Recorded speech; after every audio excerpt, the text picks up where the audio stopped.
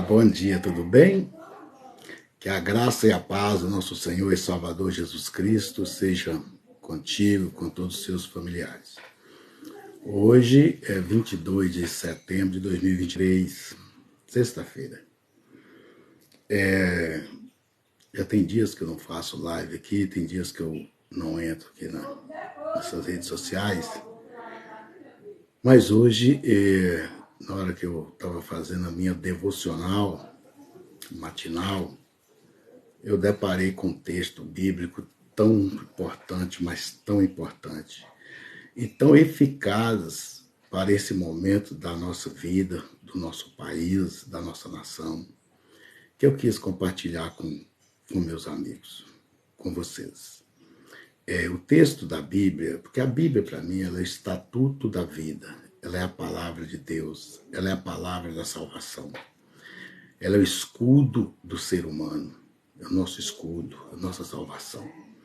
E a Bíblia, eu uso a Bíblia tão somente para buscar a salvação em Cristo e, quando Deus me dá a oportunidade, ensinar a outras pessoas a salvação em Cristo. Porque não precisamos usar a Bíblia para qualquer outra coisa, senão para dizer ao povo que Cristo vai nos salvar. A função dos pregadores e da igreja é tão somente essa: ensinar a salvação em Cristo Jesus e pelo arrependimento. Hoje pela manhã, eu li aqui na primeira carta de João, no Novo Testamento da Bíblia Sagrada, no capítulo 4, e olha como é que diz. E diz assim a palavra do Senhor. Vou colocar o óculos aqui porque as letras são pequenas. E diz assim a palavra do Senhor. O título é assim: os falsos profetas e os verdadeiros crentes. Diz assim: amados, não deis crédito a qualquer espírito. Antes, provai os espíritos se procedem de Deus. Porque muitos falsos profetas têm saído pelo mundo afora. Nisto, reconheceis o Espírito de Deus. Todo espírito que confessa que Jesus Cristo veio em carne e é de Deus. E todo espírito que não confessa a Jesus não procede de Deus. Pelo contrário, este é o espírito do anticristo, a respeito do qual tendes ouvido que vem e presentemente já está no mundo.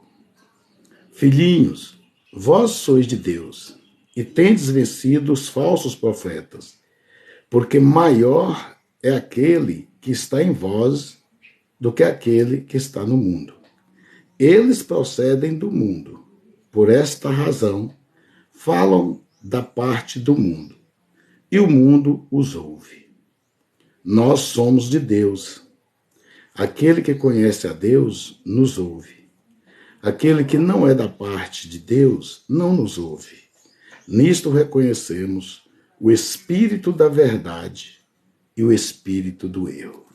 Meus amados, glória a Deus. Meus amados, aqui a Bíblia é muito clara, ela é autoexplicativa. A Bíblia é uma bênção.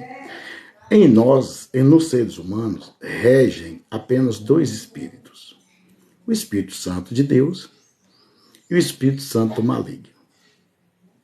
É verdade. Por que muitos falsos profetas virão em nome do Senhor? E por que João escreve ali que o Espírito que confessa que Jesus veio em carne é de Deus? Sabe por quê? Porque os falsos profetas, eles não usam sequer a palavra Jesus. Quanto mais testemunhar e testificar que Jesus veio em carne e se entregou por nós. Então, o que eles fazem? Quando eles querem falsear, se dizer que é crente, eles usam trechos da Bíblia, versículos da Bíblia, mas eles não têm o Espírito Santo neles. O espírito deles é o espírito do mundo, do anticristo, que a Bíblia ali, em João, diz que já está presente na Terra. Que vem e já está presente na Terra. O anticristo. O anticristo é exatamente isso. As pessoas fazer, é alguém que vai fazer exatamente o contrário do que Cristo fez. O que Cristo espalhou na Terra? Amor. Amor. Inclusive, ele pregou e ensinou e praticou o amor, dizendo que sem amor não tem salvação. É verdade. Nós seremos salvos pelo amor, amarmos uns aos outros. Mas nós temos que ter a sabedoria suficiente para quando um ser humano, uma pessoa, começar a falar, independente se ele é deputado, senador, presidente, se ele é evangélico, católico, espírita, independente, nas primeiras palavras que ele te disser, tem como você saber qual espírito que rege a mente dele. Qual espírito? É verdade, irmãos. É verdade. Uma pessoa conversa comigo 3 palavras, porque eu orei muito e pedi a Deus o dom do discernimento de espírito, que é necessário, para eu não ser enganado pelo espírito maligno. Para eu saber quando a pessoa vem em nome de Cristo e quando a pessoa vem em nome do diabo. A Bíblia fala que o diabo, nos fins do tempo, vai fazer cair fogo do céu para enganar os próprios eleitos de Deus. Então é assim. Quando eu vejo pessoas, por exemplo, a Bíblia abomina a mentira. A mentira é um dos maiores pecados. Não tem hierarquia de pecado. Um pecado maior que o outro. Mas a mentira, se você for analisar, eu considero ela a mãe de todos os outros pecados. E todos os outros pecados ocorrem através da mentira.